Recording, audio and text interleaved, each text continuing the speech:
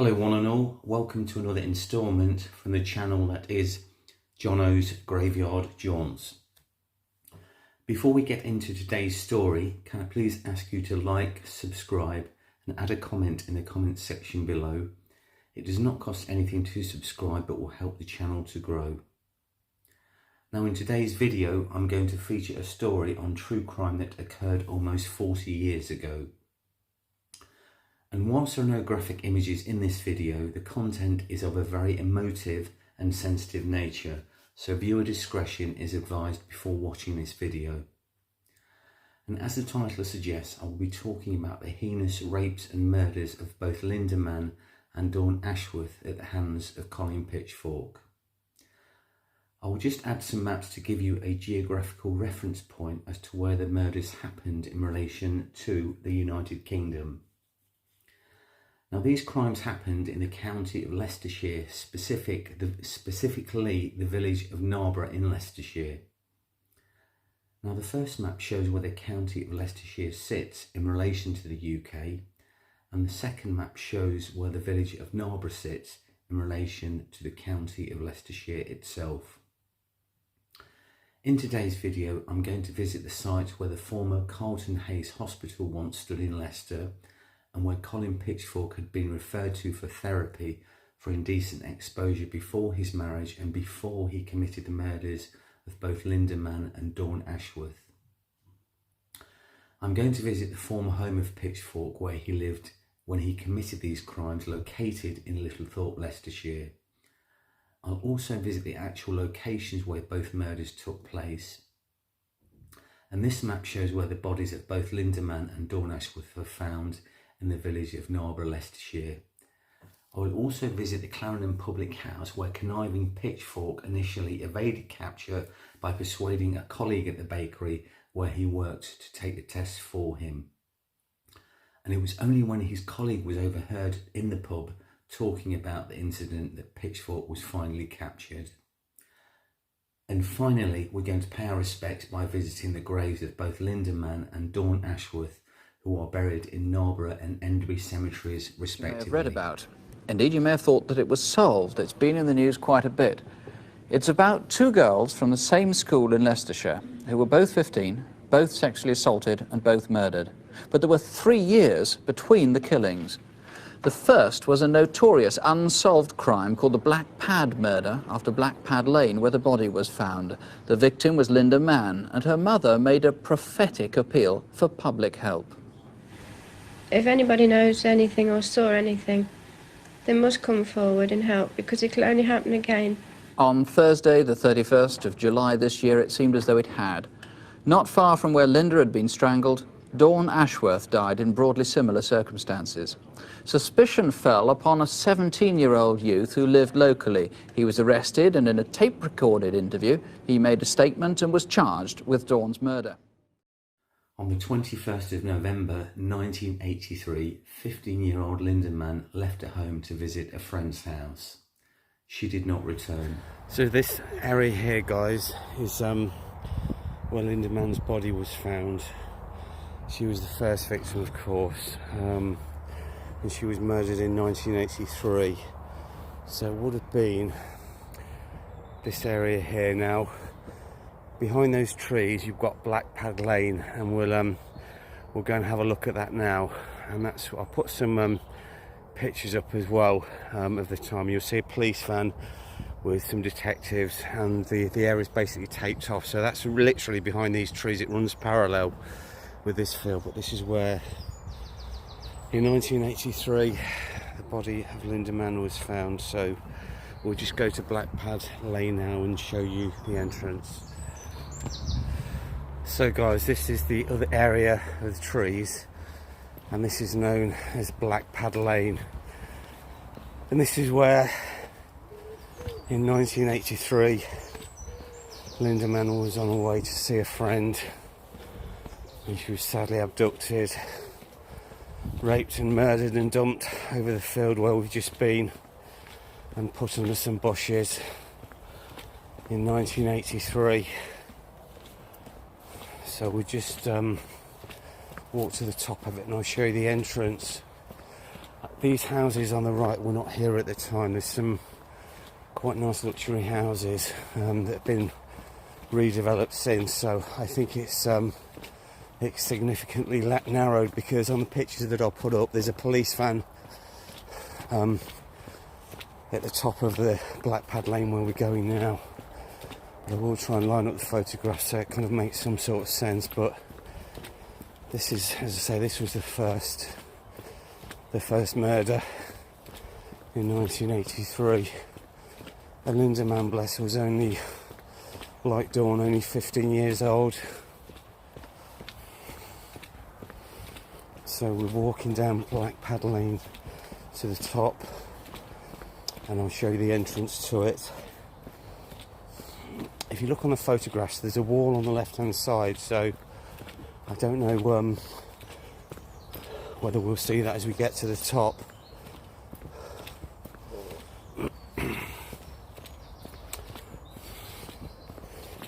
Or whether it's been knocked down and replaced with a steel fencing, but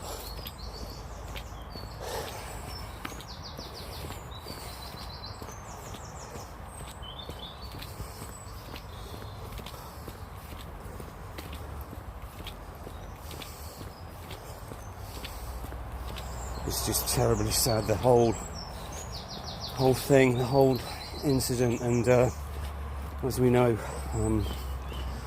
Pitchfork managed to get out only for a short time, but obviously that was a massive bone of contention, and understandably so. He was subsequently recalled very quickly. So this basically, guys, is Blackpad Lane as it's known, just here. The next morning, Lynda was found raped and strangled on a deserted footpath known locally as the Blackpad. Using forensic science techniques available at the time, a semen sample taken from her body was found to belong to a person with type A blood and an enzyme profile that matched only 10% of males. With no other leads or evidence, the case remained open. On the 2nd of August 1986, at 8:17 a.m, the body of a 15-year-old girl, later identified by her stepfather as Dawn Ashworth, was found in a field that is part of the grounds of a large psychiatric hospital in the rural village of Narborough. So this is the field, guys, where they found Dawn Ashworth's body under some foliage in 1986. There isn't a marker anywhere, so this is definitely the right field. The roadway is just behind those trees, and that's the corner there. So if you look on the map that I'll put up, there's an X where Dawn's body was found. She was obviously the second victim, again just 15 years old. So it was in this area here somewhere, I don't know exactly where, but if you just look at this footage in the context of the map that I put up,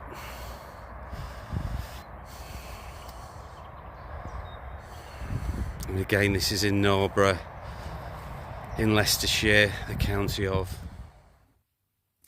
Like Lynda Mann, Ashworth had also been raped and strangled.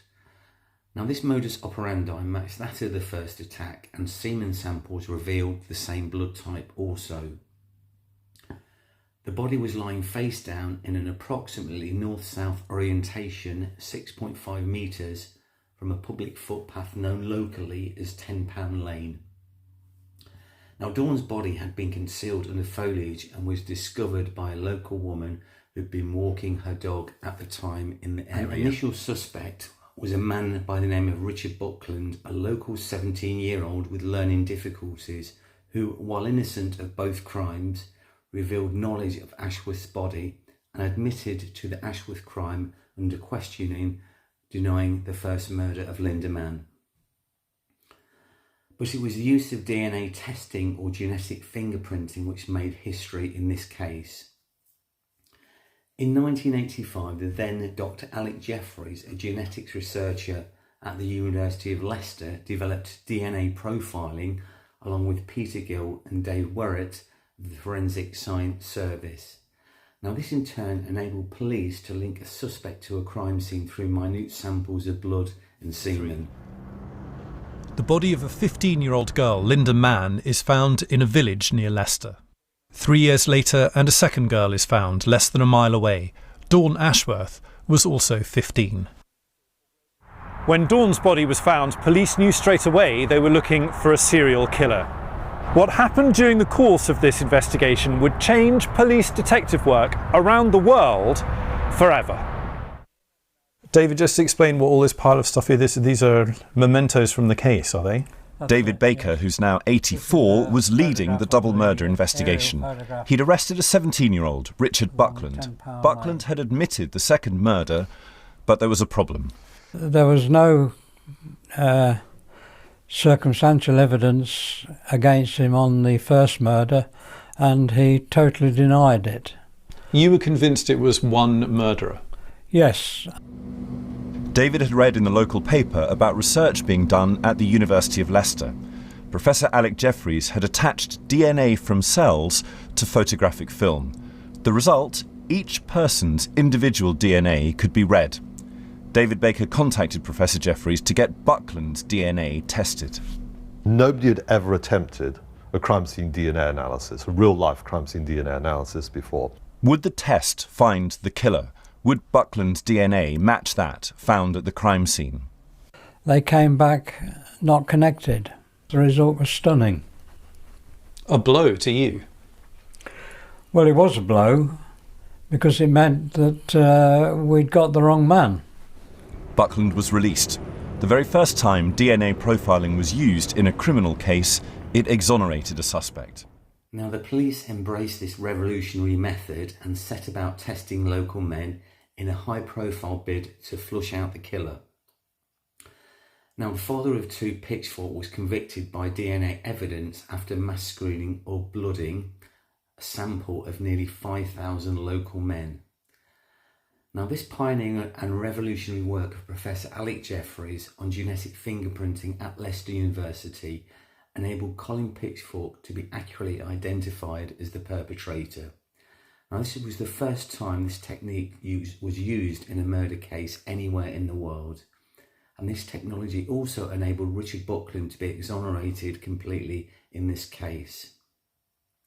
And this discovery of genetic fingerprinting will be used throughout the globe subsequently and enable the various police forces around the world to reopen and solve what were previously cold cases. So this is the Clarendon Pub, where on the 1st of August 1987, one of Pitchfork's colleagues at the Hampshire Bakery in Leicester, where Pitchfork worked, a man by the name of Ian Kelly, revealed to fellow workers at this pub that he had taken the blood test while masquerading as Pitchfork. And thankfully, this conversation was overheard by another customer in the pub at the time who reported it to the police, which obviously led to the subsequent arrest and conviction of Pitchfork. And so, on the 19th of September 1987, Pitchfork was arrested. And during questioning, Pitchfork admitted to exposing himself to more than 1,000 women, a compulsion that began in his early teens. He pleaded guilty to the 2 rapes and murders in addition to another incident of sexual assault and was sentenced to life imprisonment. Now, the Secretary of State set the minimum term of 30 years, but in 2009, Pitchfork's minimum term sentence was reduced on appeal to 28 years.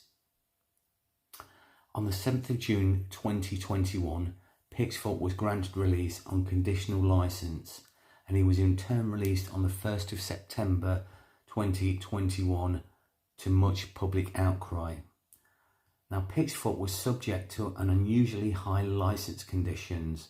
The Ministry of Justice said there were more than 40, including exclusion zones, curfews and polygraph testing, while murderers are usually only subject to about 7.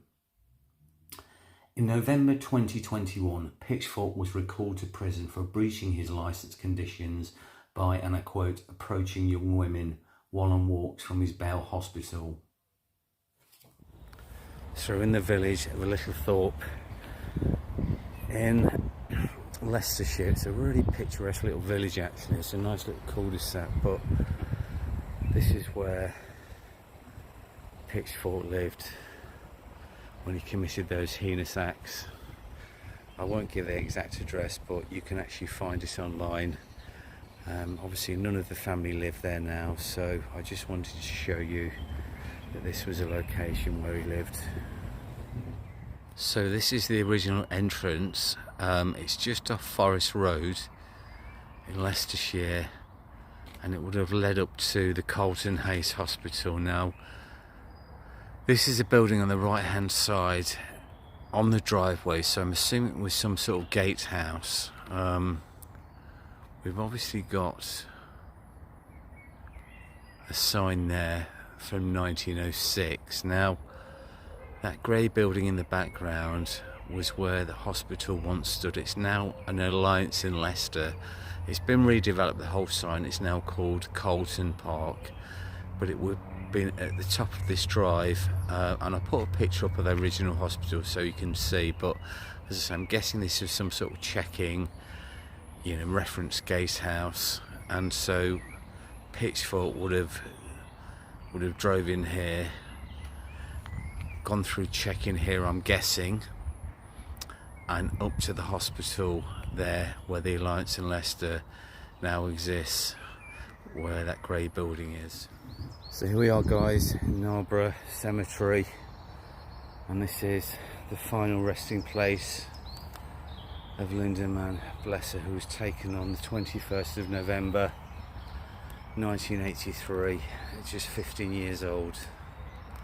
As you can see all the flowers here. We brought a yellow rose for Lynda that we're going to pop into one of the jars outside, just to show and pay our respects. So this is in Arbor Cemetery in Leicestershire, the final resting place of Lynda Rosemary Mann. And let's just read what it says on the headstone. Lynda Rosemary Mann, taken 21st November 1983, aged 15 years. We didn't have time to say goodbye, but only a thought away. And it's just a heartbreakingly sad story. I sincerely hope you're resting in peace, Lynda. God bless. So here we are, guys, in the beautiful piece. I'll just give you a 360 shot of Enderby Parish Council, and this is the graveyard. It's really beautiful, it's peaceful, and you've got open fields at the back there. And this is the final resting place of the second victim, and that victim was Dawn Amanda Ashworth, who sadly lost her life in 1986. So we're just coming up to her grave, and we've got a yellow rose to put at her grave, like we did for that of Lynda Mann. So here's the final resting place of Dawn Ashworth. Treasured memories of our dear daughter, Dawn Amanda Ashworth, born the 23rd of June 1971, tragically taken 31st of July 1986. What we keep in our memory is ours unchanged forever. Oh, so beautiful, isn't it? So here we are, guys. So this is Enderby, and we're going to pop the yellow rose down there as a mark of respect for Dawn. I sincerely hope you're resting at peace, Dawn. God bless you. Now, these crimes happened almost 40 years ago now. The first one of Lynda Mann, the first murder of Lynda Mann, basically took place in 1983. And I wanted to make this video not only to tell the tragic story of what happened to both Lynda Mann and Dawn Ashworth on those fateful days in 1983 and 1986, but to remember them. Two young 15-year-old beautiful women who had their lives stolen from them, who had everything to live for and look forward to in life. And as Neil Young said in his song Keep On Rocking in the Free World, neither of these two victims, and I quote, ever got to fall in love and ever got to be called, because they were simply in the wrong place at the wrong time. And as we all know from watching these crime documentaries about serial killers and murderers, it is often the perpetrator who is remembered and recounted when we think of the documentaries we watch rather than the victims themselves. So Lynda Mann and Dawn Ashworth, you are remembered and we will be forever remembered. God bless you both.